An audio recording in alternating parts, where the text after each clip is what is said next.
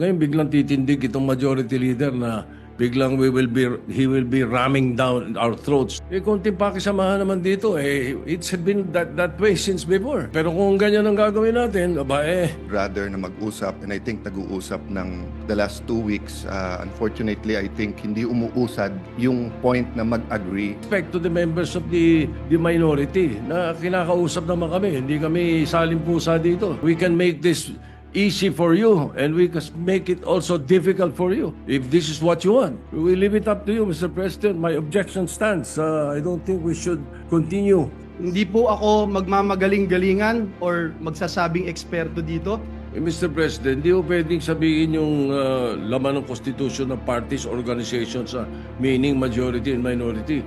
That is a very poor interpretation, Mr. President. Ang linaw eh. Kung gusto nyo, ako pumapayag nga ako, mag-toss coin na lang.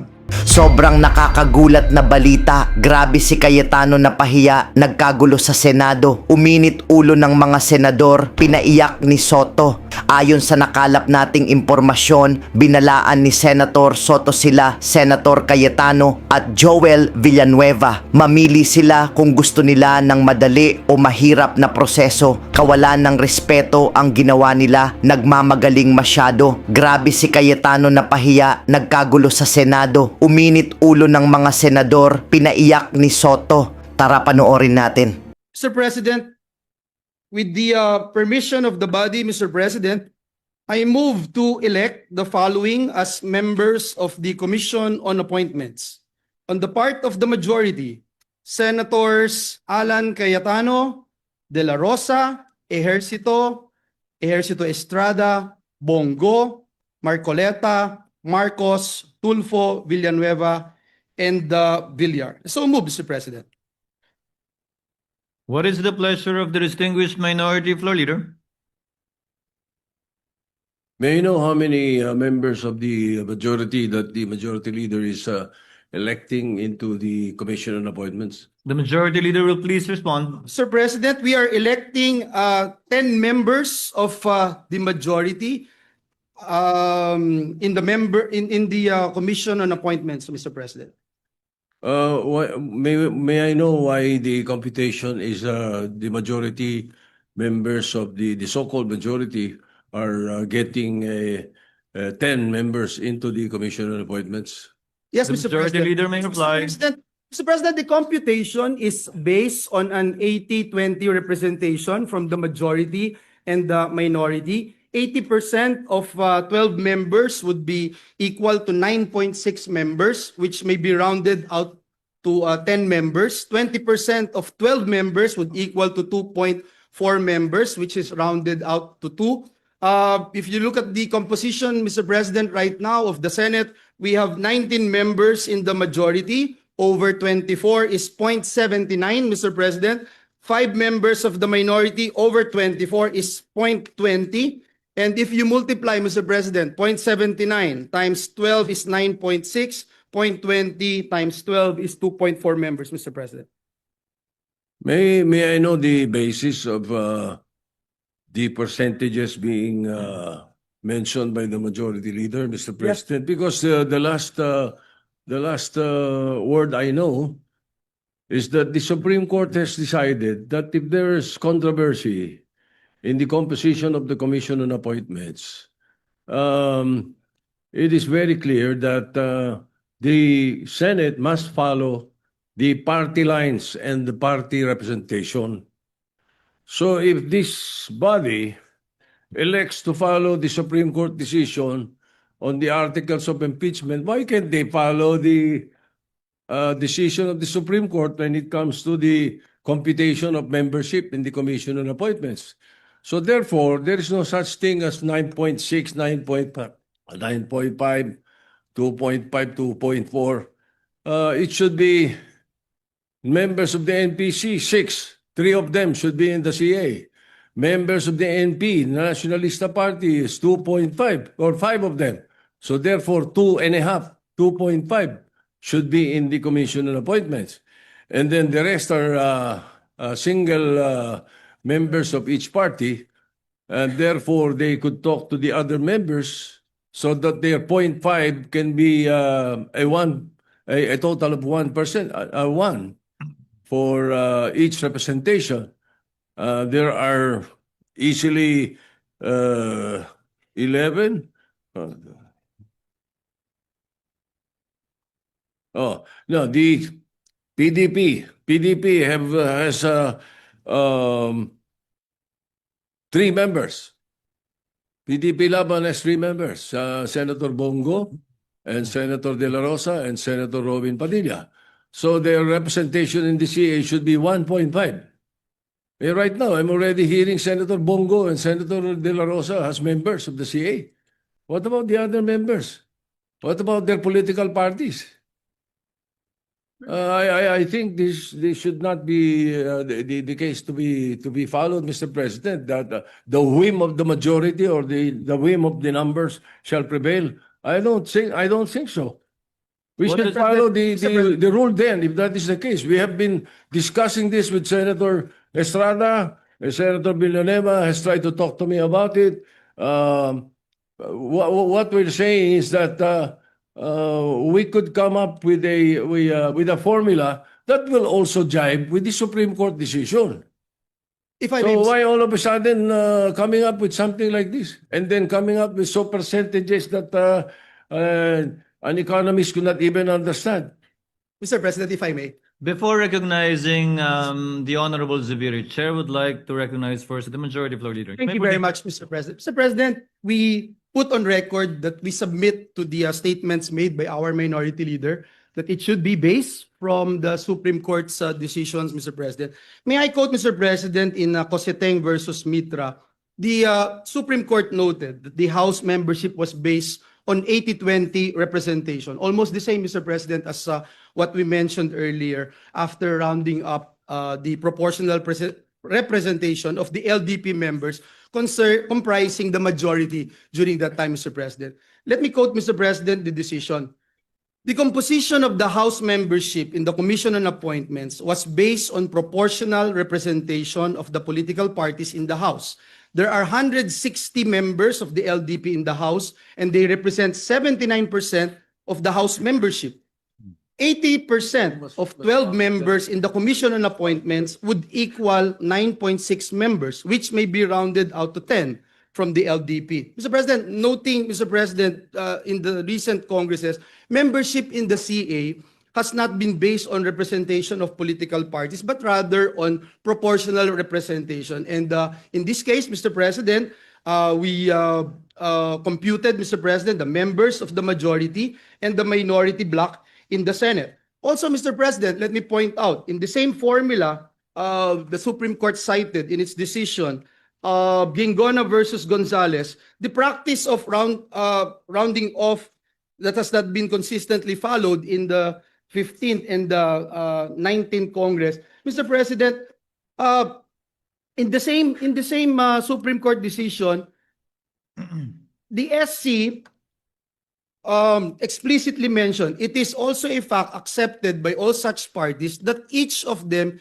is entitled to a fractional membership on the basis of the rule on proportional representation of each of the political parties or coalition, Mr. President. So, Mr. President, if the question is every senator would have a 0.5 fractional membership, the senator does not actually hold that 0.5 fractional membership, Mr. President. Ang may-ari po nito ay yung koalisyon. Ito pong sinasamahan niya na bloke. And that's why, Mr. President, if the question is whether or not a senator from the majority bloc, for instance, would give up his or her fractional membership to another party, it cannot be done, Mr. President, as the proportional allocation of seats belongs to, again, to the party, coalition, or bloc, and not the senators themselves. And the Supreme Court is very clear that a senator is not ipso facto entitled to a CA seat. I submit, Mr. President, and lastly, Mr. President, again, may I be allowed to mention this, in the Gingona resolution issued by the Supreme Court, let me quote, respondents, however, accepted the fact that for the purpose of determining the proportional representatives of each political party to the Commission on Appointments, the basis thereof, Mr. President, the basis thereof is the actual number of members of each political party at the time of election of the members of the Commission on Appointments in the Senate. And that's why, Mr. President, even though this representation is moving for this particular motion, Mr. President, this representation would submit to the wisdom, collective wisdom of the members of this institution. I submit, Mr. President. Senator Zubiri is recognized for his interjection. Thank you, Mr. President. Mr. President, with due respect to the majority leader, usually, if it's that political party that makes a decision for us on who will be heading this commission appointments, we usually look for partners. We've been doing that since 2007, Mr. President. I remember in 2016, my partner was Senator Richard Gordon. And he allowed me to take my seat in the CA actually for almost 2 terms, or two Congresses, which is the 6th, 17th, and 18th Congresses. And may kahati po ako, kaya 0.5 kami. He could have taken the first 1.5 years and I could have taken the second 1.5 years. But what he did is he gave it to me, hindi na siya umupo sa kanyang position or karapatan bilang CA member. Kaya dito lumalabas, mga kababayan, no, sa ating Senate President, may ka-partner po tayo. So, that's why we computed it at 9.5 and 2.5. That's also the right of the minority to have the 0.5 seat.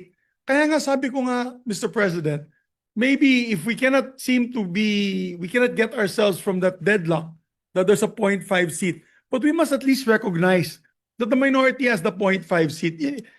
I mean, schematics lang yan eh. 0.4 yung sa majority, 0.6. Pero sa totoo yan, 0.5 yan, kalahati-kalahati yan, Mr. President. Because we share our seat with another member. That's how it is. That's the tradition. I know Senator Jinggoy is familiar with that. The Senate President is familiar with that. We just look for partners. In the time when I was Senate President, Your Honor, the Senate President, I gave my share actually to the Senate President, to Senator Chis Escudero, so that he'll have a full membership of the CA. Kasi kalahati ko siya. Wala akong kahati dahil ako yung presiding officer ng CA. So yung punto ko po dyan, Mr. President, kawawa naman yung 0.5 seat ng minority. 0.5 na lang nga, tatanggalin nyo pa at ibibigay nyo pa sa iba. Papayag kami na may kahati po kami sa minority, sa majority. Yung minority sana, pabigyan na makaupo din. Whether it's the first half or the second half of the 20th Congress. But that would have been the more ideal situation, Mr. President. Na kung gusto nyo, ako pumapayag nga ako, mag-toss coin na lang. Para sa ganun, sinong uupo sa majority, sinong uupo sa minority, sa first half and second half. But really, hindi natin matanggal na meron talagang kahati kami doon sa position na yan. Dati, nung panahon ni Senator, when I was Senate President, walang problema yung minority dahil dalawa lang po sila, Mr. President. So obviously, it was either Senator Coco or Senator Risa. Pero ito 5 po kami. So kung 5 po kami, that entitles us to about 2.5 seats in the CA. So yan lang pong apela natin, that by tradition, we don't have any problem like this because naghahanap po tayo na kahati. Kung wala po tayong kahati, di toss coin na lang po yung kalahati. Sinong upo muna at sinong upo huli. Pero you cannot rob us from that 0.5 right of us to be able to sit in the Commission on Appointments. Mr. President. Noted. With the So, permission of the President. minority leader, I am sorry I took his time. The remarks of the gentleman is noted. Mr. President. The minority leader is recognized. Thank you, Mr. President. We were expecting at least some kind of cooperation or acknowledgement of the members of the minority before the majority leader all of a sudden stands up. The members of the majority have been talking to us eh. Nakikipag-usap. Kanina lang, kinausap kami ng President Pro Tem. Ngayon, biglang titindig itong majority leader na biglang he will be ramming down our throats. 10 members of the majority, all of a sudden. We're expecting more cooperation and more better treatment for the minority because we're trying to our best to treat you as well because we can make it harder for you. if this is what you want. Kaya we were expecting, something better. Konting pakisamahan naman dito, it's been that way since before. Pero kung ganyan ang gagawin natin, kasi the other members of the majority should know that ano lang to it's a matter of party representation And if we do that, if we follow the party representation, simpleng-simple 6 NPCs, 3 upo, they decide sino 3. 2 po ang 5 ang Nationalista Party, 2.5. So may bakanting 0.5. Yung PDP laban 1 and 3. So 1.5. May isa at may bakanting 0.5. So pag pinagsama mo yun, 6 or 5. 6. And merong isang 0.5.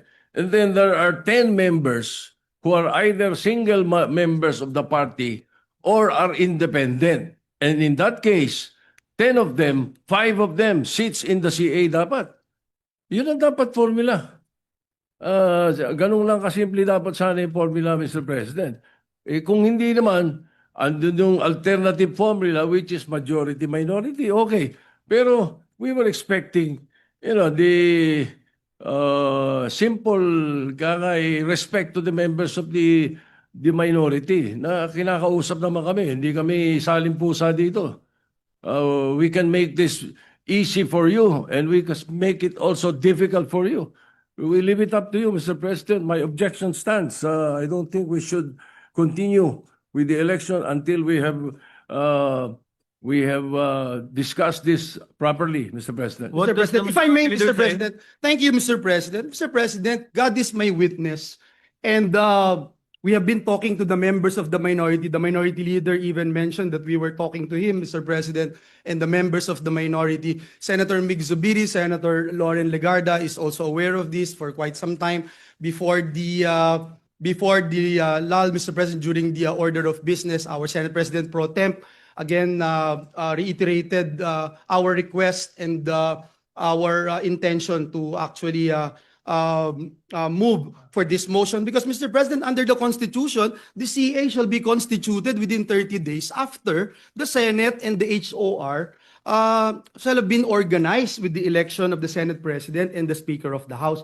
The Senate was organized, Mr. President, July 28. Therefore, Mr. President, the Commission on Appointments must be constituted not later than August 27. And that's next week, Mr. President, and we still have to issue notices, etc. Now, Mr. President, on the statements, and I sincerely respect our former Senate President, Mig Zubiri, Mr. President, let me just point out, Mr. President, no one's robbing of anything because we're doing this on the basis of the Supreme Court decisions, Mr. President. Mr. President, and if I may again, Mr. President, it is submitted, if the tradition, Mr. President, the concern here now, Mr. President, is can tradition on informal agreements between senators be cited in determining how many members from the majority and the minority blocks will be represented in the CA? Mr. President, again, this representation submits that we stick to the established mathematical formula and the use of Supreme Court decisions as guidance, Mr. President. Kaya po nagbigay sila ng desisyon so that we can be guided accordingly in determining the proportional representation in the CA. In the SC resolution, again, Mr. President, on Gingona versus Gonzales, the court said, no practice or tradition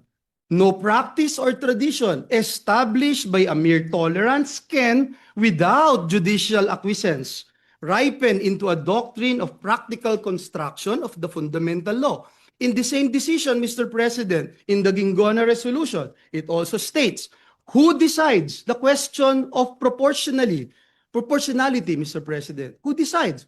The power to choose who among them will sit as members of the Commission on Appointments belong to the Senate, Mr. President. And that's why, Mr. President, even this representation who made that motion will submit to the decision of every member of the Senate. And furthermore, Mr. President, in the Coseteng versus Mitra, the Supreme Court again pointed out the other political parties or groups, and I quote, other political parties or groups in the House, such as petitioners, kaiba, which is presumably the member also with the coalition majority. Ang sabi po ng Supreme Court, are bound by the majority's choices.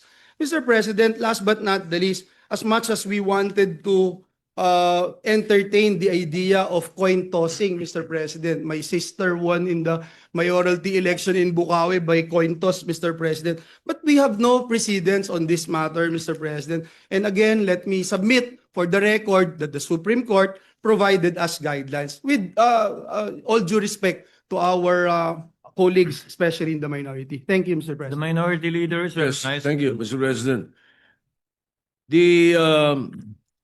The Gingona versus Gonzales issue should be the prevailing, not the Mitra or Cositeng versus Mitra, as mentioned earlier by the majority leader. The interpretation of Constitution Article 6, Section 1, Section 18 is very clear. Basis of proportional representation from political parties and party organizations. Ang linaw nun eh. Walang sinasabi itong majority and minority.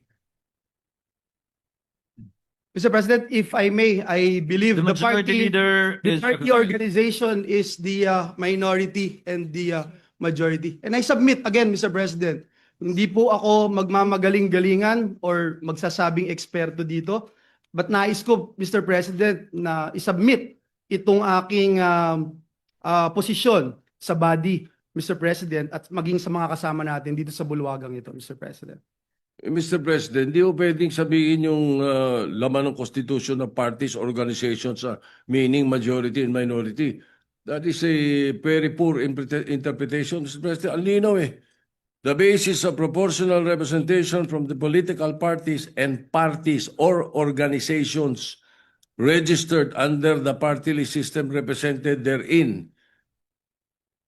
Hindi ko makikita yung majority-minority doon, Mr. President. So I think kung sa mga simple membership ng mga committee, kinukonsulta members ng minority, kinukonsulta bawat member sila, bakit hindi sa napaka-importanting body like the Commission on Appointments? But hindi makakonsulta? The President pro temp was talking to us about it just a few minutes ago. That's the point, Mr. President. Bakit ganito? But then again, that is my appeal.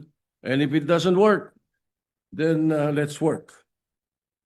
Mr. President, I submit, Mr. President, I think we have been debating on this, Mr. President. Again, that is the position of this representation, and we submit it, Mr. President.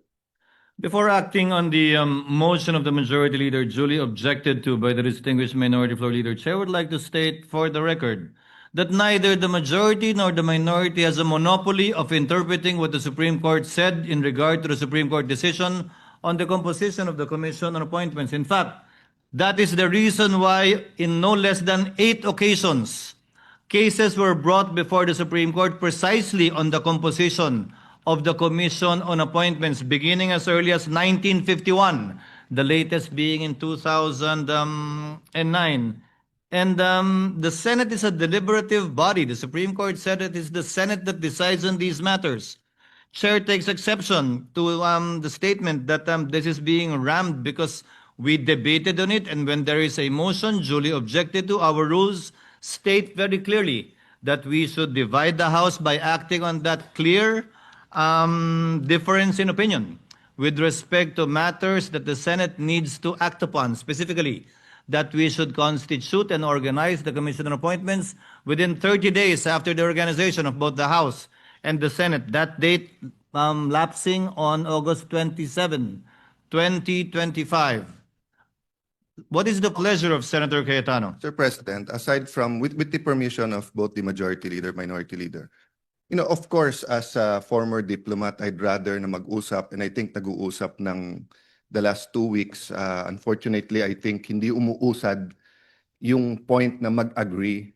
But I was once in the position of the minority leader, and he was the majority leader. So I do understand the duty of Senator Soto not only to stand up here, but to make sure that in the CA, there is more representation for the minority.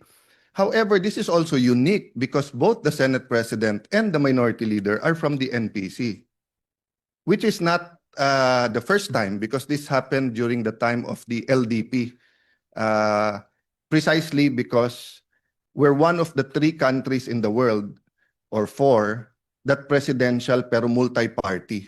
Usually kasi pag presidential, 2 parties lang. So medyo malinaw yung representation. Having said that, my appeal lang is that kung hindi nga mapag-uusapan, aside from the 30-day, the 2 pending, aside from the diplomats and the military officers, it is the Secretary of Energy and Secretary of DNR.